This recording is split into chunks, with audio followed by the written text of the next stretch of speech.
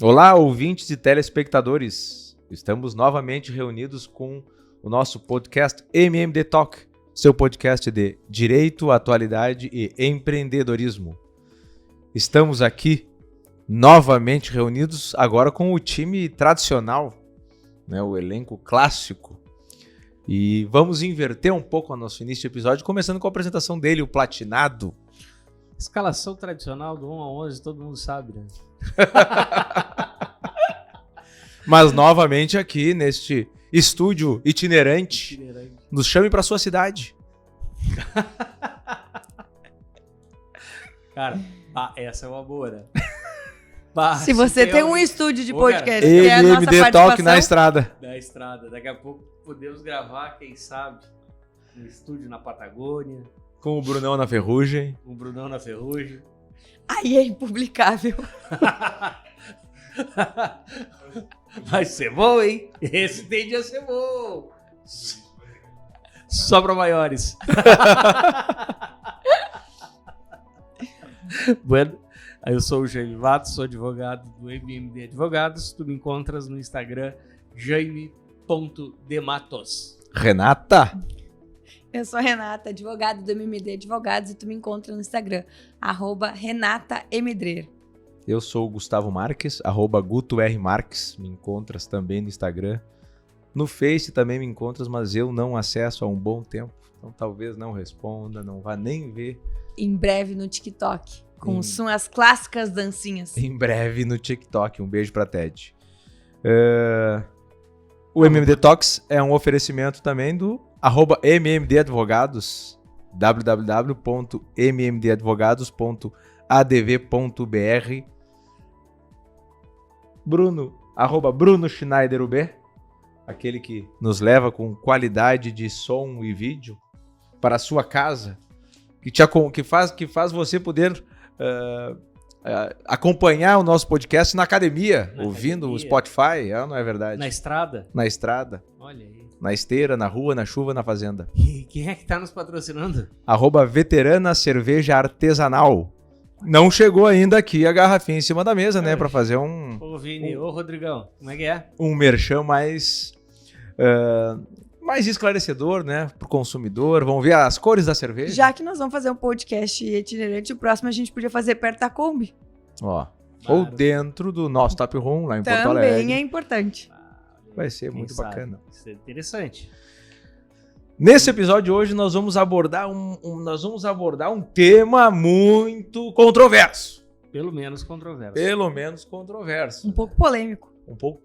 Um tema que alguns dizem estar em crise, a instituição está em crise. E não estamos falando do tricolor gaúcho. Instituição também em crise. Abordaremos a instituição do casamento civil. Inclusive, faltam poucos dias para estreia da Libertadores. Aliás, especialidade do Grêmio, né? Rumo ao Tetra. Cuidado aí, a pré-Libertadores pode surpreender. Acontece muito, né? Mas vamos abordar no episódio de hoje a data da instituição do casamento civil no Brasil, que aconteceu 24 de janeiro. Vamos fazer uma relação desse assunto com o direito para empresas, é isso, Jaime? Exatamente, nós vamos tratar as implicações do casamento na vida do empresário. O que pode acontecer a partir do momento da ideia de uma pessoa, do empresário, da empresária, né? Uma pessoa querer casar. Bueno. Casei e agora? É quase isso. Casei e agora. Lembrando... Talvez não seja interessante o casei e agora. Talvez seja interessante pensar... Antes. Vou casar. E agora? Para evitar o casei e agora.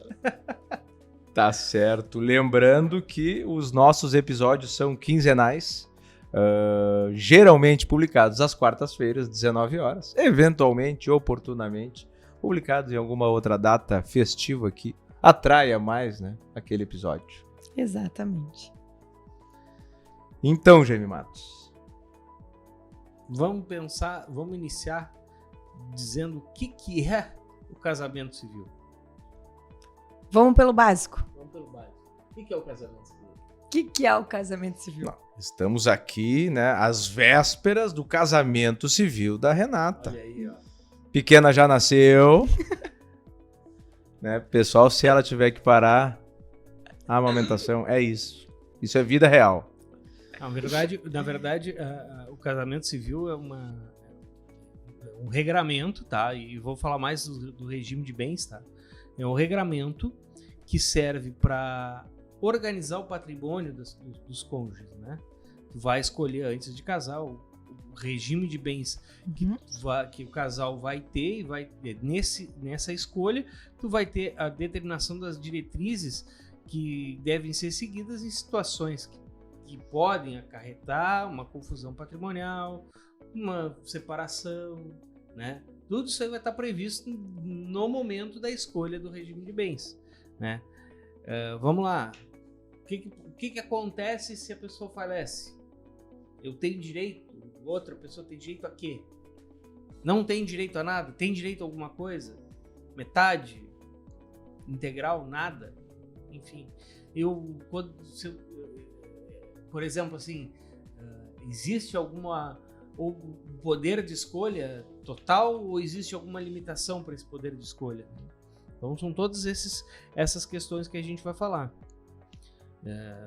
Renata, quais são os regimes de bens que existem? Vamos lá, então. Primeiro, Gêmeo, só para elucidar um pouquinho, antes da gente falar dos regimes, eu acho que é importante essa questão da gente falar da instituição do casamento civil como um marco, né? Daquele momento as pessoas terem a vida em conjunto e o que representa a partir daquele momento ter a vida juntos e as implicações de, às vezes, não realizar um casamento e no futuro, enfim, o relacionamento não deu mais certo e acabarmos depois tendo que discutir justamente o que nós vamos falar agora, que é a questão do regime de casamento, que no caso de não fazer o casamento vai ser de uma eventual união estável, né? Então nós temos... Achei que tu ia falar, Guto, desculpa. Então nós temos a comunhão parcial de bens, que é quando todos os bens são adquiridos durante a constância do casamento. Então, a partir do momento em que o casal foi lá no cartório, registrou o casamento, a partir daquele momento, todos os bens que forem adquiridos durante o matrimônio são de ambas as partes, guardadas as suas proporções de 50-50. Então, por exemplo, comprei um carro, coloquei no nome do Rodrigo. Quem é Rodrigo? Meu noivo. Ainda noivo. Vice? Coloquei o carro no nome do Rodrigo, mas contribuí para a aquisição desse patrimônio numa eventual dissolução do relacionamento, terei direito a 50% do patrimônio. Aí nós vamos ter a comunhão universal de bens, que é quando todo o patrimônio dos cônjuges ele acaba se misturando, então eventual herança, os bens que foram adquiridos durante o casamento. A comunhão universal de bens, ela acaba fazendo uma confusão do patrimônio. Eu não consigo mais distinguir se o patrimônio é do esposo ou se o patrimônio é da esposa. E o patrimônio adquirido antes do casamento também integra o patrimônio comum. Exato. O patrimônio e também as dívidas, né? Exato. O patrimônio ele é composto positivamente e negativamente. Exato. O que na comunhão parcial tem uma divisão. A herança não comunica, a gente diz, ela não mistura, ela não faz parte do patrimônio do casal. Só o que de fato eles adquiriram durante o casamento. Na comunhão universal de bens, o patrimônio acaba se misturando, tudo é de todo mundo. E na separação de bens, o que é de uma pessoa é de uma pessoa, o que é de outra pessoa é de outra pessoa. Perfeito. Acho que um detalhe, né? Casamento, na verdade, nada mais é do que um contrato, né? Os contratos, eles são feitos para ficarem na gaveta. Quando é que tu vai precisar do contrato? Quando algum problema acontecer. Exato. Quando é que tu vai precisar discutir o regime de bens? Quando algum problema com esse contrato acontecer, né? E fica a dica aí pro Brunão, né? Estamos falando aqui de ingressar em um relacionamento, um casamento. O regime da separação é o mais interessante. Ele que agora em janeiro tá começando um novo namoro. Será que vai vingar? Calma, depois do carnaval. Eu achei precipitado. Não. Mas, tá quando, louco. mas quando o amor bate a porta, isso Isso vem, mas é avassalador. Isso vem, é avassalador. Fica a dica aí, né? Se vingar, se lá na frente for dar esse passo que a Renata tá dando agora, daqui a uns meses, casamento, pequena correndo, separação de bens, não é verdade? Só que isso é muito importante, como o Gêmeo estava dizendo, dentro da dinâmica empresarial. Claro. Né? Tratando essa situação como em relação à questão das cotas da empresa, porque se tu começar a discutir isso, a dinâmica da divisão de cotas, de participação, começar a fazer essa discussão, e às vezes ela pode ser bem longa, né? A gente pode afetar até o negócio. Claro. Até porque a questão da sociedade, ela o ânimo societate é com aquela pessoa específica e não com o cônjuge dela, né? Então, isso traz algumas questões que são muito importantes e têm que ser muito analisadas, né? E eu acho que é outra situação assim, que é importante, que hoje, vamos supor que exista alguém que esteja nos assistindo, vamos dizer, e resolva pensar assim, puxa vida, mas eu casei com união parcial de bens, mas seria interessante até para o meu negócio, para as questões ficar mais seguras. Será que eu posso trocar o regime de bens durante a constância do matrimônio? Pode. Hoje em dia pode. Não é uma questão simples, não é só ir no cartório e pedir. Tem que ter um provimento judicial, tem que ter uma ação judicial e uma justificativa plausível.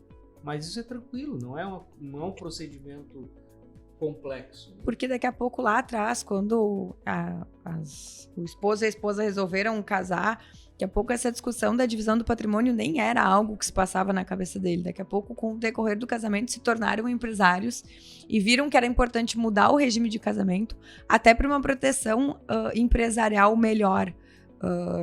Daqui a pouco, antes, né, pensando preventivamente, vamos fazer uma separação de bens para daqui a pouco proteger um dos cônjuges, daqui a pouco numa eventual dívida tributária que a empresa tenha ou alguma dificuldade que a empresa esteja passando para poder preservar o patrimônio que foi adquirido. Daqui a pouco a mudança do regime de casamento se torna interessante durante o casamento a fim de preservar esse patrimônio, né? Uma outra coisa assim que eu acho que as pessoas podem ter dúvidas, né, é com relação à constituição de uma sociedade entre os cônjuges. Né? Isso é permitido, tá? Mas se houver o casamento na comunhão universal ou na separação obrigatória, né, não se pode fazer construção de sociedade entre os cônjuges nessa condição de regime de bens. Só pode, no caso, então, nos outros regimes. E a separação obrigatória de bens, ela tem lugar, né, quando um dos cônjuges tem mais de 70 anos e... boa pergunta. Deixa eu dar uma coladinha aqui. Vamos colar. Vida real, né, gurizada? Olha aí, ó. Vida real. Ou quando o casamento ocorrer sem que sejam observadas as causas suspensivas. Exatamente. Né? A viúva tenha filho, do cônjuge falecido, o inventário ainda não tenha sido concluído. Porque pode haver uma confusão patrimonial nesse sentido. Viúva ou mulher cujo casamento tenha sido desfeito por nulo ou anulado até 10 meses depois da viuvez ou da dissolução do casamento. O divorciado enquanto não houver sido homologada ou decidida a partilha dos bens do casal. Tutor ou curador, bem como seus descendentes, ascendentes, irmãos, cunhados ou sobrinhos com a pessoa tutelada ou curatelada. Isso é um casamento entre o tutor e o curador. Ou o curador, perdão, com... O tutelado ou curatelado. Exato. Isso. Coisas meio complexas, né? Ou até seus descendentes e ascendentes. Né, para evitar essa... E ainda uma última opção, quando a pessoa depender de suprimento judicial para casar. Né? Quando um dos noivos que pretende casar tem mais de 16 e menos de 18, e um ou os dois genitores não autorizar este casamento. Cara, eu vou te dizer, da minha modesta opinião, isso aqui devia ser crime, cara. Tu é indiano? Não. No que concerne a esses costumes? Não. Gêmeo é contrário ao casamento de menores? Menores de 35 anos. Avisa o Rodrigo, então, que não vai dar. Eu não Tu poderia cometeu um estar crime. nessa condição, Não. porque eu ainda, né, com idade inferior a 35 anos. Cara, devia ser Falta coisa- muito, devia ser inclusive, né, Gustavo? criminalizado essa prática. Isso não tem cabimento. Se fosse o crime, eu não teria cometido. Mas já experiente, né? Já experiente. Mas agora que a gente tava falando, eu fiz esse gancho do contrato, me lembrei de um episódio mais antigo, que também podia estar na descrição do vídeo, né, pra fazer essa referência. Eu acho que foi foi ao ar no Dia dos Namorados, que era sobre o contrato de namoro, né? O glorioso contrato de namoro. Glorioso contrato de namoro. Boas histórias foram trazidas naquele episódio. De fato. E nada mais é do que um contrato também, né? E lá também fizemos a sugestão. É mais fácil registrar. Facilita depois, né? Que é o que eu tava falando antes da questão da definição do regime de casamento, né? Porque se não registrar a união estável, se não registrar o casamento, depois ter que fazer uma ação de reconhecimento e uma eventual dissolução de união estável, o regime que vai ser considerado é o da comunhão parcial. Que tudo que foi adquirido ali na constância do relacionamento vai ter que ser dividido no meio. E aí que geram os maiores problemas, porque daqui a pouco a pessoa que contribuiu mais tá perdendo uma maior parte, a pessoa que contribuiu menos tá ganhando mais, pode causar ainda mais problema nesse imbróglio. Tu te lembra quando nós fomos pagar a parcela do carro? Isso, eu exatamente não tinha 100 isso. reais, eu tive que aportar. Cara... Não comi o X naquela noite pra conseguir. Isso. Mas quando tu diz tem que registrar, tu registrar é lançar nas redes sociais, é isso? Pode ser uma forma de registrar. Mas não, quando eu falo registrar, eu falo de, no caso da união estável, fazer uma escritura pública de união estável e no caso do casamento, Uma escritura Fazer. pública de união estável nós fazemos no tabelionato. no tabelionato, tá certo. Acompanhados. E tu sabe que pode ter um regime de bens escolhido na escritura pública de união estável. Sim, precisa definir. Se o- não o definir, regime. ele é comunhão parcial. Comunhão Isso. parcial. Perfeito. E para essas escrituras públicas, acompanhados de um advogado, No caso da união estável, não precisa estar acompanhado de advogado para fazer o registro. No caso da dissolução, Mas eu tava como era advogado. é verdade. A testemunha do Jaime era advogado. o que prejudica a discussão depois. Né? É verdade. Completamente. Pai, não era um, eram dois. advogados. E no caso ele era advogado e a esposa também. No que início ela prejudica. foi. Ei, que loucura. E outra situação, quando tu falou, Renato, da divisão no meio, né? Esses vídeos que vão e vêm, né? Cada vez antes era por Orkut, depois era por não sei onde, agora já não sei, era por WhatsApp, agora tá tudo no Instagram, né? Eles vão trocar, tá no TikTok já também, eles vão trocando de rede. Mas essa da divisão no meio, aqueles casos mais pitorescos em que a gente vê ali o cara, era pra dividir no meio, foi lá e dividiu o Literalmente. carro no meio. Dividir no meio. Qual é mesmo aquele relato também bíblico, gente? Manda partilhar a criança. Não vou me lembrar agora. Ué, mas- Rei Salomão. Mas já vimos casos de pessoas que dividiram a casa, o andar de cima é de um e o andar de baixo é do outro. Mas essas foram adultas e chegaram num consenso. A Andréia relatava um caso de um cachorro.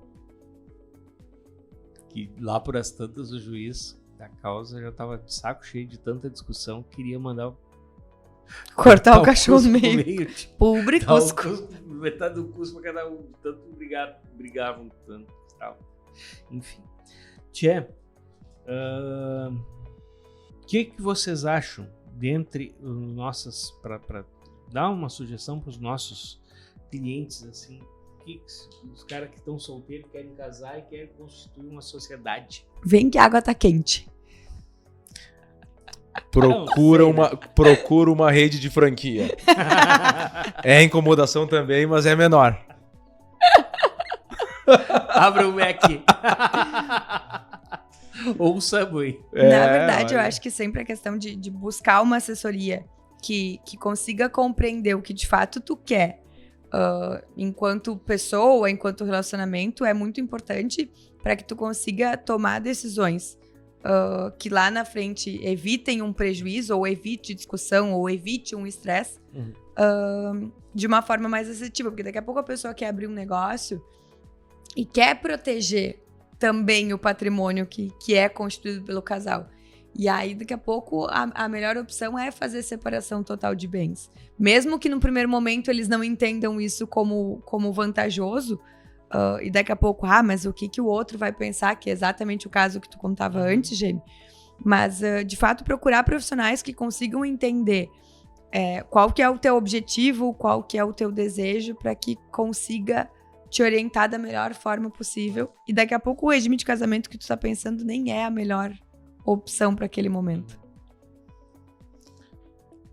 Perfeito. Acho que, né, não, como sem querer esgotar, né? Porque exatamente, como de costume, não tendo a pretensão de esgotar Jamais. o tema, mas trazendo um pouco de discussão sobre esse tema e talvez, né, aí sim com pretensão, né, de instigar esse debate. Claro.